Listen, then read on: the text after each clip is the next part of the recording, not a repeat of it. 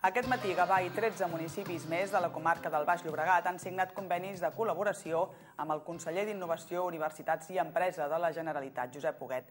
Uns convenis que serviran per promocionar els recursos turístics que s'anomenen intangibles de la comarca. Aquests recursos intangibles són aquells que conformen la identitat d'un país i, en el cas del Baix Llobregat, abasten des dels primers pobladors de Catalunya, amb un exemple ben clar amb el Parc Arqueològic Mines de Gavà, fins a la República, el franquisme i l'actualitat. Els recursos turístics intangibles són atraccions turístiques de caire cultural i que ajuden a entendre la identitat del nostre país. Aquestes estan emmarcades dins del Pla d'implementació dels recursos intangibles de Catalunya, que n'identifica prop de 2.000 d'arreu de la geografia catalana. Així, per exemple, en el context històric dels primers habitants de Catalunya, el pla localitza i identifica a Gavà el recurs turístic del Parc Arqueològic de les Mines de Gavà. Altres recursos intangibles de la comarca del Baix Llobregat són les termes romanes de Sant Boi o els castells de frontera, com és el castell d'Aremprunyà. Aquests atractius turístics suposen un complement al turisme vacacional i la signatura d'aquests convenis significa promocionar-los tant a dins del nostre país com a l'estranger.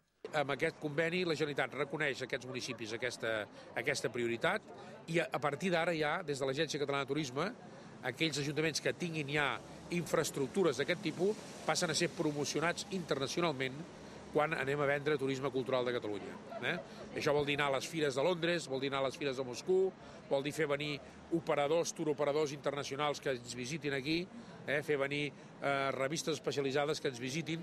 Per tant, això és un altre avantatge d'haver signat. Aquest conveni el que fa és obrir una via a que els productes que ja estan consolidats, en aquest cas el Parc Arqueològic, pugui ser promocionat internacionalment a través de la Generalitat de Catalunya. Això ho valorem positivament. No obstant, també hem demanat i demanem i continuem demanant línies de col·laboració, sobretot en la promoció. L'Ajuntament va fer una aposta, ha treballat, ha fet possible, ha concretat els equipaments culturals i ara treballant en la seva difusió. A banda de la promoció, la signatura d'aquests acords permet que aquells ajuntaments que comparteixin una mateixa marca puguin fer paquets turístics conjunts, fer-ne una promoció conjunta i obtenir alguna de les línies d'ajut al turisme cultural que ofereix la Unió Europea.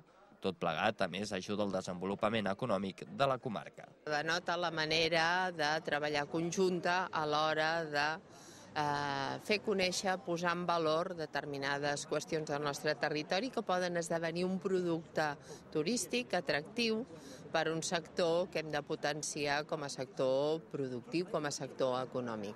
Amb aquesta signatura ja són 135 els municipis catalans que han subscrit acords de col·laboració per a la promoció dels respectius recursos intangibles.